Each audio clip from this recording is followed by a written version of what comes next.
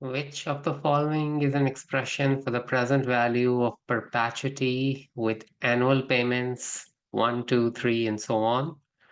First payment will be made at the end of n years using annual effective I.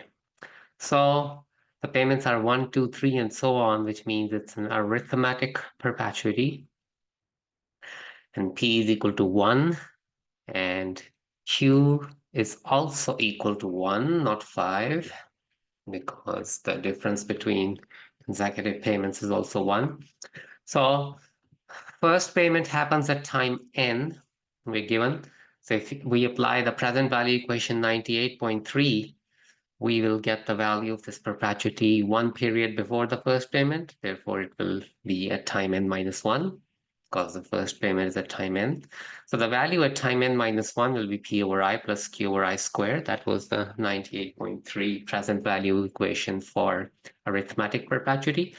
And p and q are both 1 in this case, so 1 over I plus 1 over I squared. And when you take the common denominator, you get I plus 1 over I squared.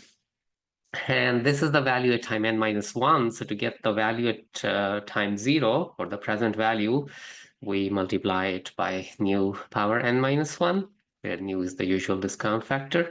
So 1 plus I over I squared, and the nu n minus 1 can be broken into nu n times nu to the negative 1. And nu to the negative 1 is just 1 plus I, because remember, nu is equal to 1 over 1 plus I. So nu power negative 1 is equal to just 1 plus I. And so we get 1 plus I squared when we multiply this 1 plus I with this 1 plus I. And then this nu n, and then divided by I squared. And if we take this 1 plus I whole square in the bottom, it goes down as I square over 1 plus I square. So this first line goes into the third line if we move it down. And we now can write this as a complete square of I over 1 plus I, this denominator. But I over 1 plus I is D. You can revisit lesson 8. So equation 8.1 tells us that I over 1 plus I is equal to D. So this becomes nu n over D squared, and that is choice D.